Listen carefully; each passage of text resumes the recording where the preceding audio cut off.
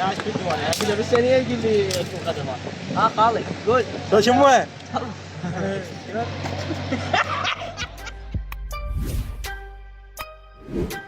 رجعنا لكم بعد ما انقطع التصوير يعني صورنا.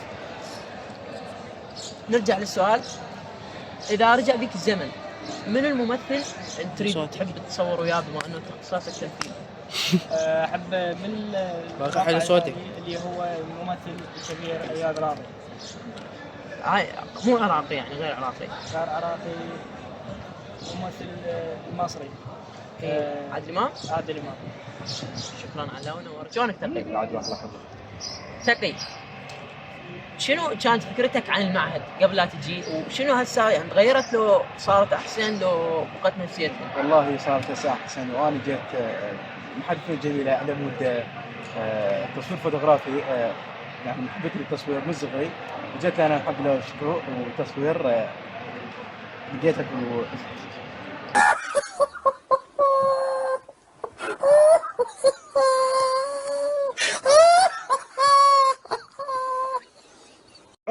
تقي يعني انت تريد تصير مقدم برامج لو تريد تصير مصور؟ لا مصور، احب التصوير ابي اصير مصور. من ايش وقت عندك هاي الامور؟ من صغري. في عمرك سنة؟ زين، مثلا شنو القناة اللي تحب انه تقدم بيها؟ العراق نيوز؟ ليش؟ احبها واحب كادر بيها. صح. Damn, what is that, bro? شلونك حسين؟ نزل ايدك حسين خلي الجمال يشوفون. شوفوا الحمد لله. شلونك؟ حسين انت يا قسم؟ سميع مريض. شنو طموحك يعني من جهة النثرة؟ والله من جهة معهد الفنون؟ والله صراحة أنا ودي أصير مصور حتى تجي وسائل الإعلام على مود وأصير مصور مشهور. حسين انت وجهك مع الممثل كوميدي تدري؟ والله صراحة أغلبية المدرسين كانوا يمثل فيه وأنا ما يعني ما عندك نية انه تحول؟ لا والله ما عندي. زين. زين. شنو فكرتك عن المعهد؟ هل تغيرت او شفتها نفسيتك؟ والله أول مرة قالوا المعهد إنه شغله بس تاخذ شهادة، بس هاي ما طبقت لي، عرفت إنه ممكن أتخرج منه أصير يعني إنسان مثقف، يعني مثقف جدا كل شيء يصير. شكرا حسين نورتنا. أو يلي تسمع فينا، أو يلي تسمع فينا يا معشوق شلونك علاوي؟ علاوي يا قسم. علاوي قبل لا تجي للمعهد شنو كانت فكرتك عن المعهد وهل تغيرت له بعد نفسيتها؟ كانت فاشلة عادي، يعني مثل شيء يعني عزبال ما في دراسة ما في دراسة، يعني انت جاي بس تريد تخلص من إعدادي، وهسه شنو؟ بس أتمنى ما أرجع لإعدادي.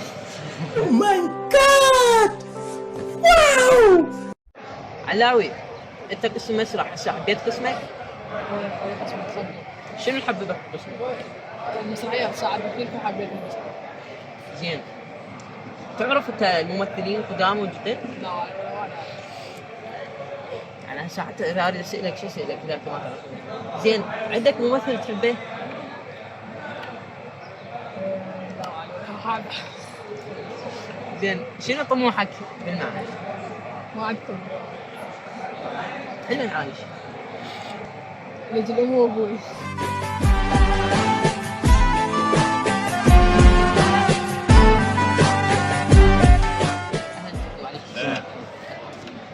شنو هواياتك من جيت الان في الجنوب؟ والله يعني هي صار صدفة، بس يعني أنا عندي هواية التمثيل. يا قسم نفس اكثر ممثل تحبه؟ عندك يعني مثلا مصريين قدماء قدماء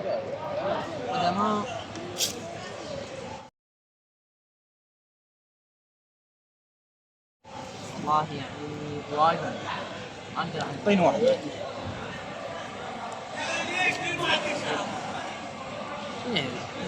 عاد رابع وقديم وجديد.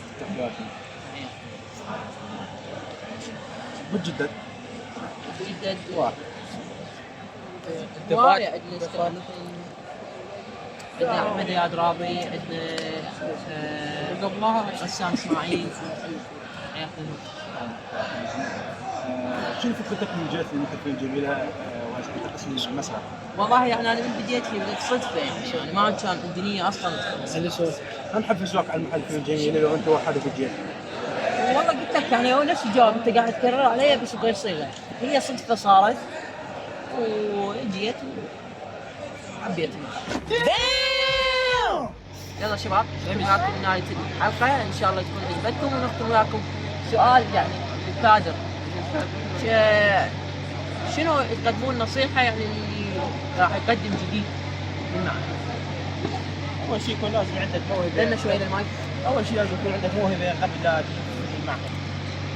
واذا عندك طموح او موهبه تصوير او موهبه تمثيل او خط يعني تستفاد منها، يعني مو الا شرط تعيين.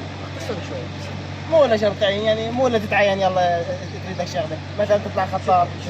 اول شيء والله لازم يلتزم بالدوام ثاني شيء حتى ما يكون بس هو ما مقدم بعده، يعني انا قاعد احكي قبل يجي لا يعطيه نصيحة يعني بالدوام. انت تريد قبل يعني الدوام؟ تصحى انه يقدم يجي. هي نصحى اذا عنده موقف شكرا. شفي والله لازم عنده دلنا موهبه، المايك شوي. لازم عنده موهبه.